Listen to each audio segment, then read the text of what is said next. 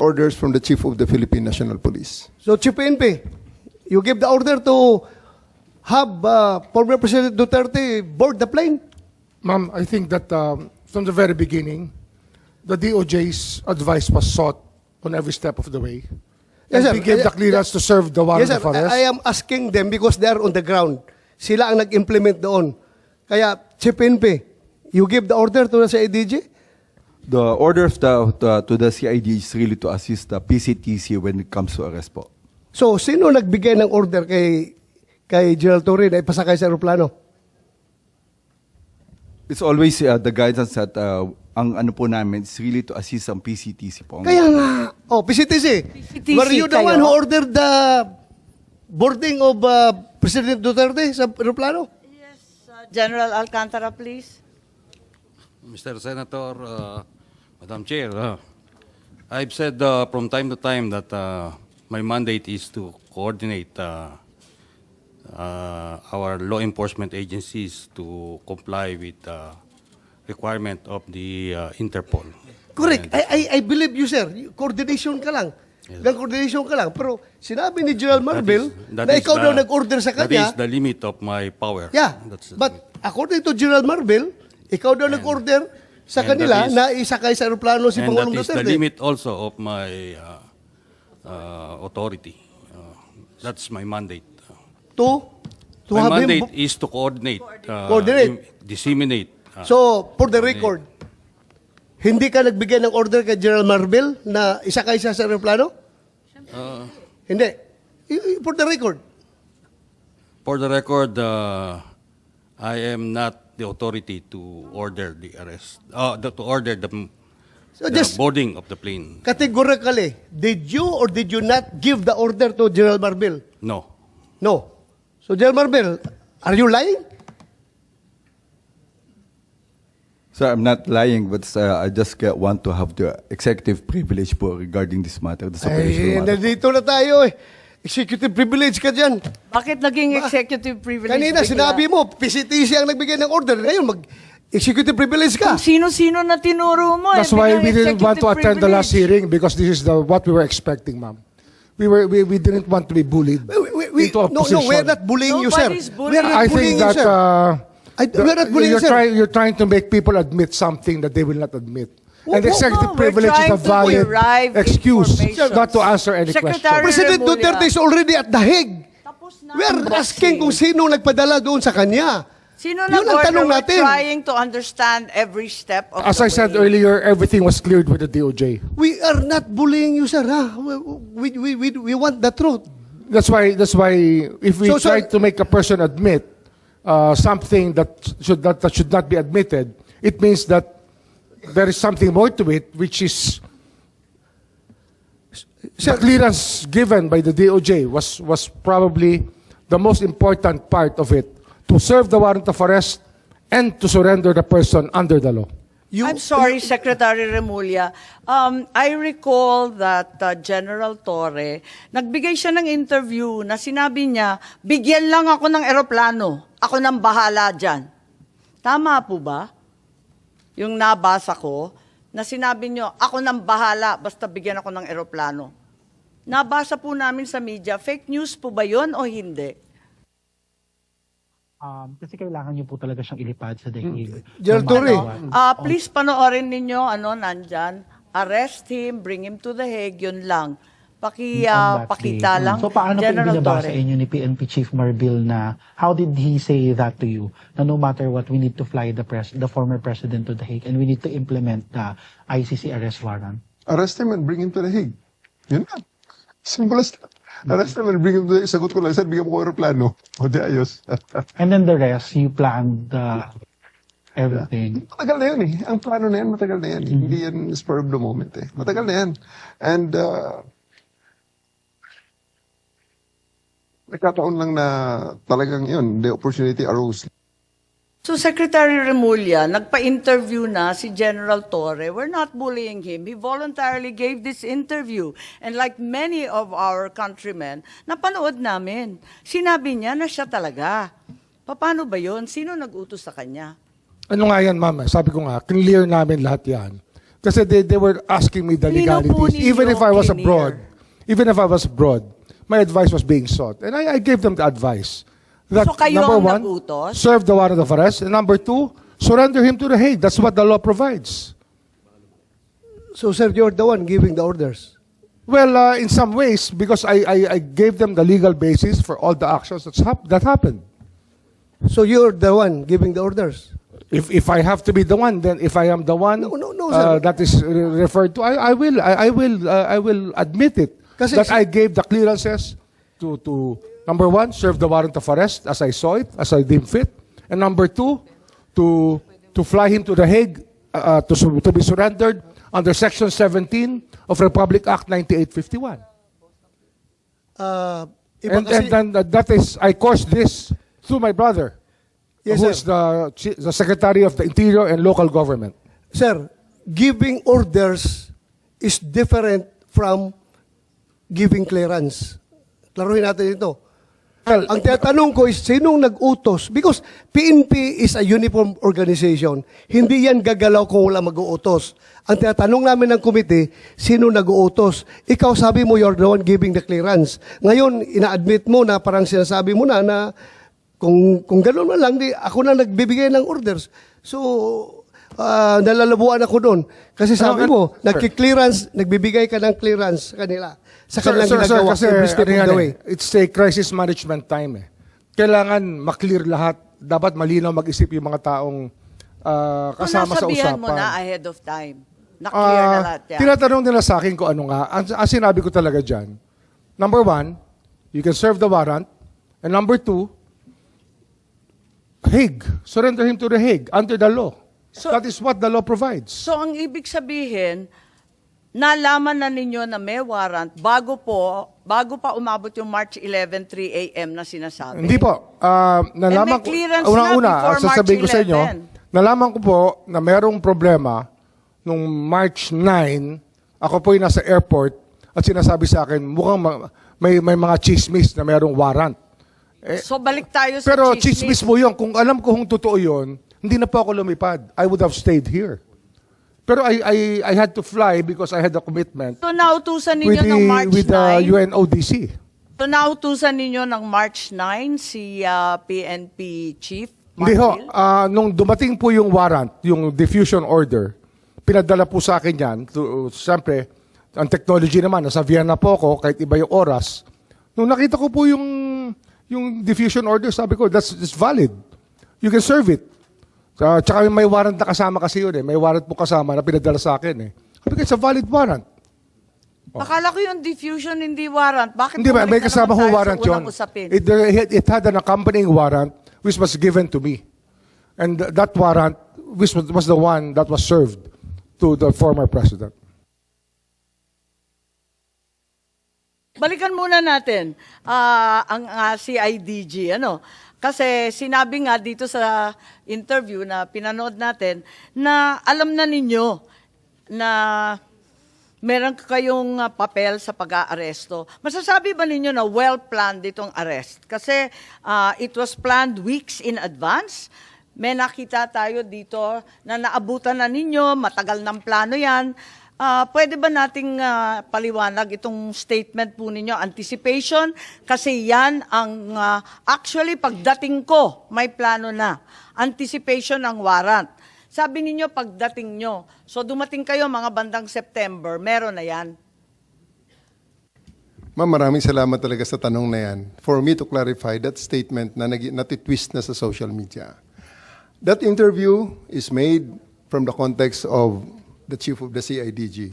Isang part lamang ng PNP, maliit lang akong parte ng PNP, na may sariling mandato. Kaya tumatakbo sa akin, ma'am, yung crisis, palaging tumatakbo dyan, bilang operations officer, bilang commander, yung 4 P's of contingency planning.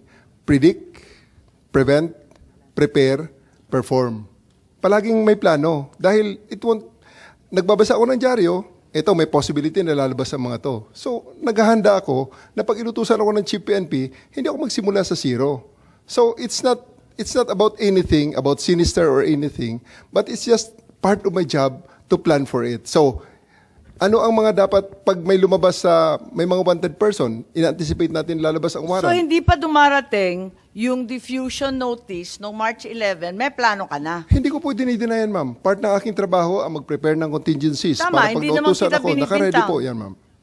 Meron kang interview, sinabi nga na January 2025, nagkumpuni ka na ng secret 80-page plan na ang tawag Operation Pursuit ng New York Times. Ang pagkaintindi natin, Oplan Tugis. Tama ba yun? Wala po akong sinabing ganyan, ma'am. Kung sino man ang source niyan, I'm not very sure about it. Lumabas sa lahat ng media, sa GMA, pati New York Times sinabi. Pwede po nating makita, ma'am, kung Hindi if ko possible. alam. Yan lang ang nabasa ko, katulad ng marami. Operation Pursuit, tapos translate Oplan Tugis. Okay, may pangalan ho ba ako na naging source, ma'am, kung pwede ko makita? Kasi until this point, gusto ko rin po, ma'am, maraming salamat sa pag-clarify nito. Gusto ko sana makita, ma'am, yung Ang pangalan ko sinabi, talaga. ang PNP, ang nagplano na ng isang Oplan Tugis. I'm na just one of the... Napakahaba ng... Yun lang, ma'am. I'm just one of the 220... Unfortunately, I'm just one of the 220,000 policemen of the PNP right now. Kung sinong source nila, gusto ko sana nga makita, ma'am, na ang pangalan ko talaga is nandyan, na sinabi ko yan. Kasi na-attribute sa akin yan, ma'am, eh. Kaya I'm really thankful at this opportunity to clear that Yes, Senator part ng Bato. news. Andyan, oh. How about that Chief PNP? Hindi kayo source yan? Yeah, sabi kasi si PNP Chief Marbil, inutusan si General Torre na ilalagay si Presidente Duterte under police custody as soon as the ICC issues the arrest warrant. Wala po kaming ganyan at hindi ko po nakita yung Oplan Tugis na sinasabi nyo ngayon. So ibig sabihin yung New York Times, lahat ng local media, sinungaling. Okay lang, I mean sabihin lang natin alin yung totoo, alin hindi, para maliwanagan kami. Madam Chair, mas naniniwala ako sa kanila pag sinabi nila yan kaysa dyan sa mga lumalabas na balita. Kapag sinabi nila na hindi silang source, naniniwala ako. Okay, paniwalaan natin. Tama naman, dapat paniwalaan ng kapulisan. Meron ba kayong memorandum, document, outline tungkol dito sa aresto ng March 10 or March 11? Bago pa dumating yung warrant, meron na ba kayong plano? Kasi sabi nga ninyo, General Torre, lagi kayong naghahanda for any eventuality. Crisis management nga naman. For the specific, yung March 11, ma'am, wala talagang pre-planned na sinasabing itong specific. Kaya on the fly ngayon, ma'am, na ginawa, ma'am. Eh. So everything that was done there, based on the contingencies, meron tayong mga, may situation analysis, may... Pero sinabi rin ninyo, matagal ng plano yan. Yes, ma'am. Naabutan ko na yan. Pagdating ko, meron na yan. Anticipation na kami. Actually, ma'am, ang pinaka-mother of plan yan, ma'am, baka kasi yung pursuit na yan, hindi tugi sa pinagsimulan, baka manhunt. Kaya pursuit, baka manhunt yung manhunt Charlie natin, na mayroong ganyan ang PNP. Hindi The accounting of wanted persons. Hindi po, General Torre, kasi may PNP memos for deployment. Pinirmahan ni Chief PNP Marbil, March 10 pa lang. Wala pang arrest warrant, magde-deploy na tayo ng kapulisan sa NCR at pati na rin sa Davao. Diba? May memo tayo, pinakita natin nung first hearing. Yes, Chief Marbil, please. Ma'am, that's a regular deployment po yung pinapadala po natin. Yun po yung ano natin. Bakit kayo nagde-deploy? Wala pang warrant?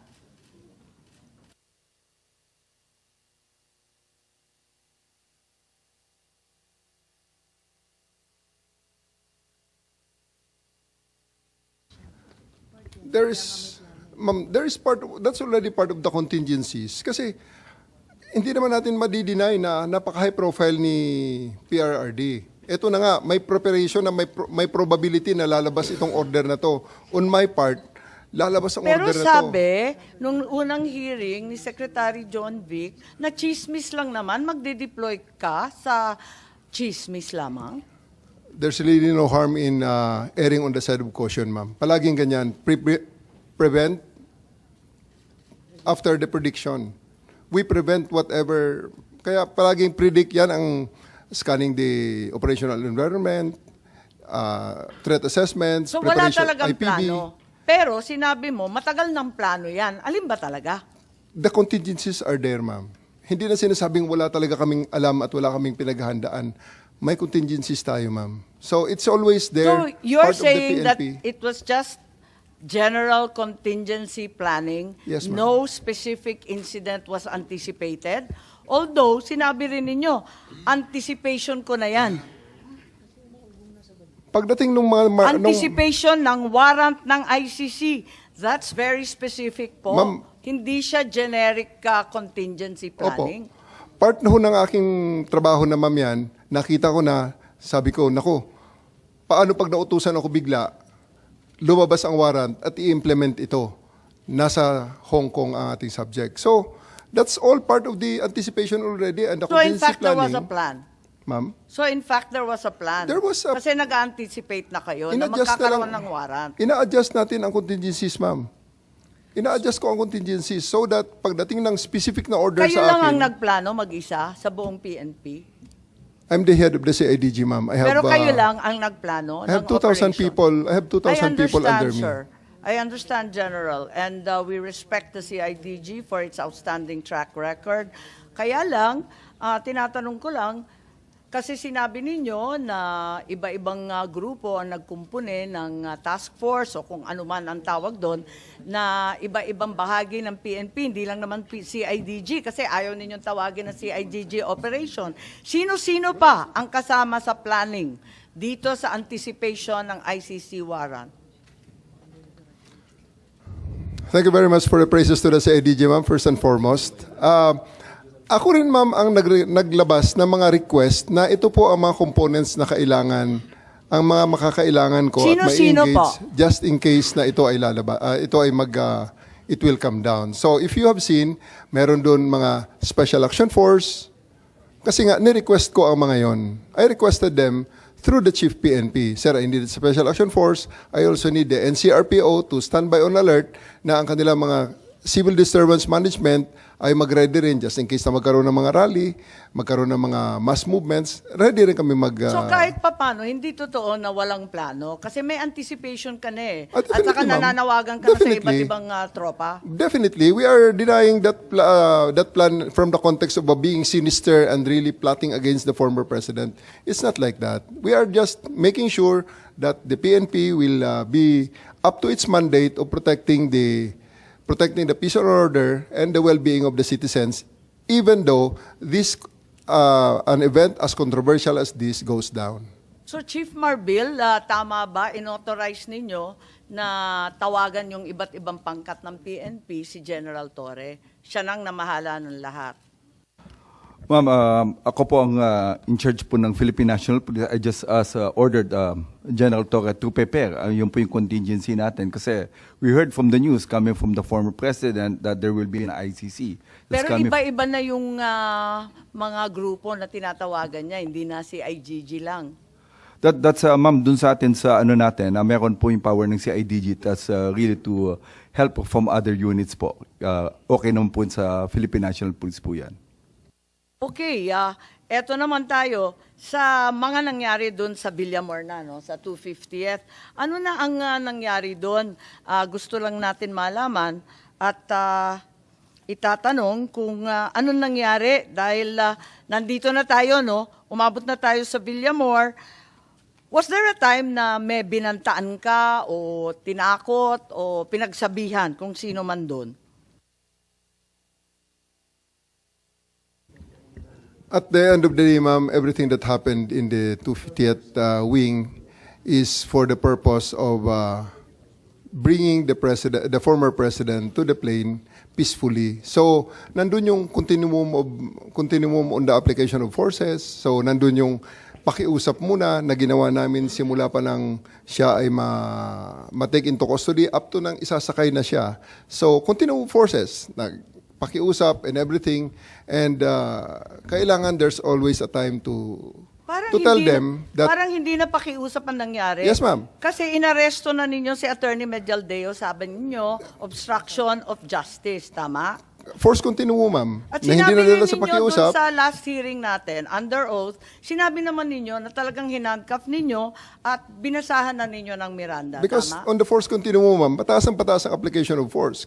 Pinakiusap ko, 10 oras na nakikiusap, hindi masunod, and alas 12 na, mag-alas 10 na, lilipad ng aeroplano, Pero teka, in-elevate ko ng konti. So, I nandidiin became ka forceful na. at that time. Okay. Pero ang tanong, bakit inaresto? May paghadlang ba sa proseso ng batas? May tunay ba na obstruction of justice? May panahon ba na pinigilan ni E.S. Medialdea kung sino man testigo na magsalita? Binago ba niya? Sinira ba niya yung mga dokumento? Tinago ba niya ang makakatakas na suspect? Lahat ng obstruction of justice, may pekeng pangalan ba na binigay? Pinagtatanggal niya na paglitis ng isang krimen, lahat ba yun? Talagang obstruction of justice. Alin bahagi dyan ang obstruction? Ang specific po ng ginawa ni E.S. Medialdea para siya ay aking arestuhin sa obstruction of justice, he prevented me from taking physical custody of President Duterte so that he can be boarded on the bus that will bring him on the plane. Yun na, ma'am. Kaya part yun, I read him his right. Kaya pataas na pataas, ma'am, ang level ng... So talaga How did he prevent you? Kasi ang nakita ko naman, naglagay lang naman siya ng upuan dun para upuan ng dating Pangulo. He is placing himself between me and the former president, ma'am. Umarang siya. Kaya ba niyang harangan yun? Daan-daan pulis ang kasama mo? Ako, ma'am, personal na hinarang niya, which is kailangan ko siyang alisin so that I can actually order my men to take custody of the former president and bring him to The Hague. Ang dami-dami po ninyo. May kakayahan ba o kapangyarihan si E.S. Medialdea na hadlangan ka at yung libo-libong kapulisan na dalhin si PRRD sa Hague? Yes, ma'am. Kasi nung nandun siya, hindi namin nagawa. Pero inaresto ko siya, nagawa namin, ma'am. Tama ba yun? Klaro ba kayo na ang ginawa lang, ang sinabi nyo sa last hearing, ang sabi ninyo, he was blocking my way, preventing us. He placed another chair at the side of the president for the former president to sit. Yun lang, naglagay lang ng upuan. Obstruction of justice na ba yan? Opo, ma'am. Kasi, ma'am, kung hindi siya umalis doon, hindi namin talaga maisakay sa bus si former president. Kaya nga... Dahil lang sa isang upuan? No, ma'am. Pag umupo siya uli, problema na uli yun, ma'am. Paano namin siya mapalakad? Di, bubuhatin namin siya. Libo-libo Which is, I naman really don't kayo. want to do. Yes, ma'am. Apakaklaro naman sa PD 1829. Yung obstruction of justice, iilan lang naman ang patakaran, ilan lang yung pamamagitan para obstruction. Wala namang sinasaad doon na, lalagyan mo ng upuan para maupo yung matanda. Meron bang ganun? Ma'am, basta ang bottom line lang po dito, ma'am, after he was removed from the area, wala pang 5 minutes, ma'am, the former president said, let's go. Kaya siya ay sumakay ng What bus. particular mode? Wag mong gawing justification yan na General Torre na porque nahankap mo na si A.S. Medialdea, 5 minutes, nadala mo na kaagad si Pangulong Duterte sa aeroplano. Ang tanong dito ngayon, yung paghankap mo ba, anong justification mo? Yun lang naman, bakit? I stand by it, sir. I read him his rights and tell him what law he's violated, and I arrested him and told him exactly what is the basis of my arrest for him. And lawyer siya, sumama naman sa akin, sir, ng maayos, si E.S. Medialdea. Actually, hindi ko na nga Sino hindi nailagay sasama doon? Kadami ninyo doon, kaya nga, hinkap sir. na ninyo. Ganun lang talaga, sir, siguro. Dahil there's really a need to put an end on everything at that night na kailangan matapos na yung situation. Balik tayo. Ilang beses mo na inulit-ulit. Hulihin si President Duterte at dalhin sa daig. Yun talaga mission mo. Yes, sir. Sino nag-order sa'yo? The Chief of the Philippine National Police, sir. Si Senator Robin nagtsatsaga rito, sabi niya, magsasalita din daw siya. Okay lang. Okay. Thank you, Madam Chair. Maraming salamat po sa ating ginang tagapangulo at kay General Bato, Senator Bato. A'udhu billahi minasyaitanir rajim. Bismillahirrahmanirrahim. Alhamdulillah rabbil alamin.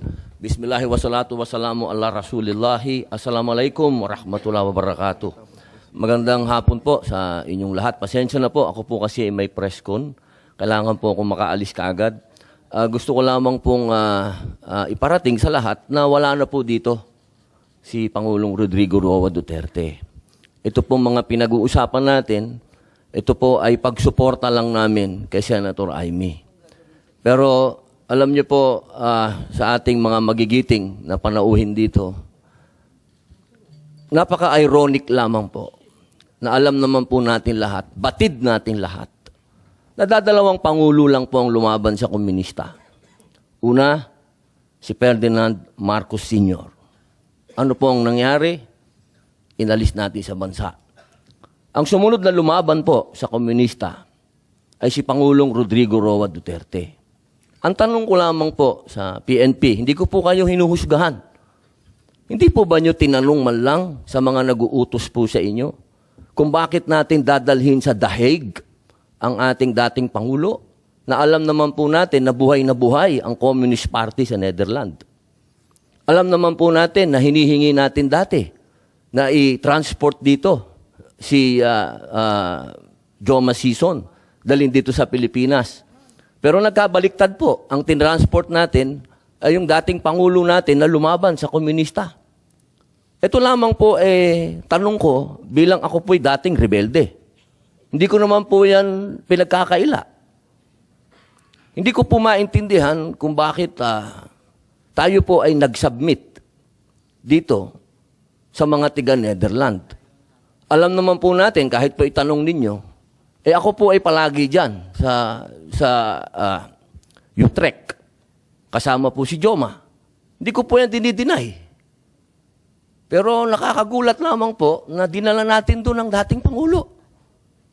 Yun po ba, hindi po ba alam ng PNP na karamihan po sa mga dumadating na pera sa komunista, sa mga terorista, ay galing po sa abroad? Yan po yung mga tanong na kailangan ko po sanang itanong sa inyo at marinig ang mga sagot ninyo, pero naubos na po ang oras natin sa paikot-ikot.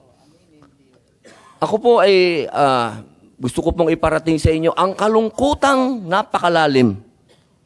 Sapagkat sama-sama po tayong lumaban. Gusto po natin ng law and order sa ating bansa.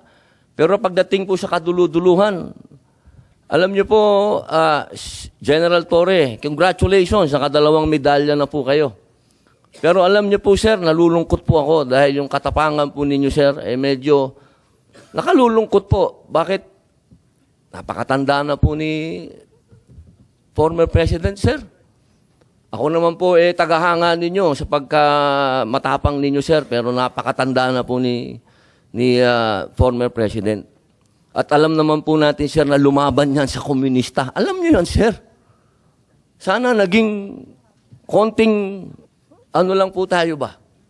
Binigyan naman natin ng konting, kung paano natin tinitingnan yung mga medalya nyo, hindi lang nalagyan ng medalya si Presidente, pero kung sa medalya mag-uusapan, tinulungan niya tayo laban sa mga terorista. Yun lamang po, sir. Sana napakasakit isipin. Ito pong bagay na ito, parang pati itong ambassador natin. Ano po ba talaga ang... ito po ba talagang operation para may aalis dito ang ating dating Pangulo? Kanino po ba? Kasi kami pinopuwersa kami lahat ng mga supporter ni Digong na i-contempt po kayo. Pero hindi po namin ginagawa. Sapagkat ang order, walang order sa amin na ipakontempt kayo. Kung galing lang to kay PRRD o galing kay BP na pakontempt kayo, kukontempt kita, boss. Baka ako pa magsabi na ako hahatak sa'yo. Pero hindi ko ginagawa, boss. Kasi walang order sa amin na gawin sa inyo yan. Ang natatandaan lang po namin na sinabi ni PRRD na malinaw na ginagawa ng pulis ang order sa kanila. Kaya po namin kayo nirirespeto, sir, dahil yun ang sinabi ng boss namin. Yun ang sinabi ng chairman ng PDP na ginagawa lang ng pulis ang trabaho nila. Pero sana naman, sir, isipin din natin kung anong itinanim ni PRRD sa bansang ito. Nilabanan natin ng komunista.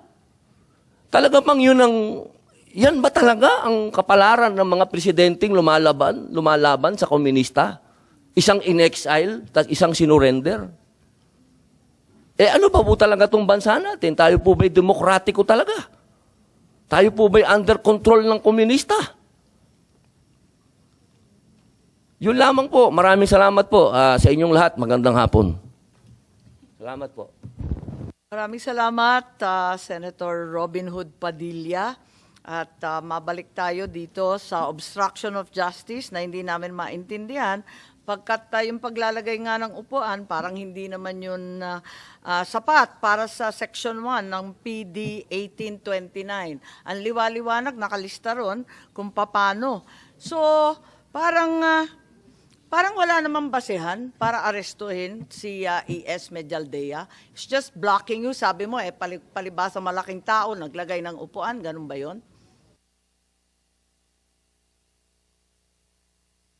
Yes, General Torre. Yun na yun. Talagang yun na yung base mo.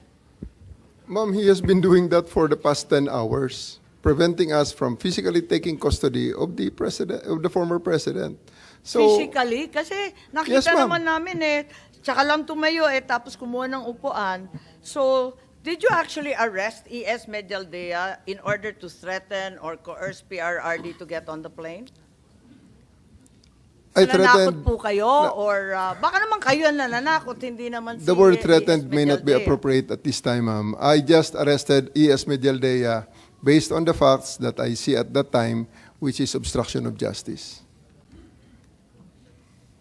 Sa anong paraan na hinahadlangan ni E.S. Medialdea yung proseso? Kasi hindi ko maintindihan, hindi ko talaga makita. He is physically restraining us from taking custody with the I president. don't see him touching you. Wala dyan sa video, hindi ka naman hinahawakan. Nasa gitna siya, ma'am, namin. He is ang placing dami-dami himself. naman ninyo, kayang-kaya ninyong paligiran yung tao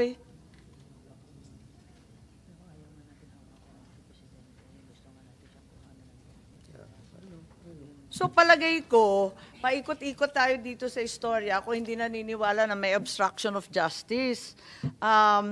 As a matter of fact, bakit hindi ninyo dinala si E.S. Medialdea sa kulungan nung gabing yun? Kasi pinusasan mo na, nag-Miranda rights ka na, ba't hindi mo dinala sa preso?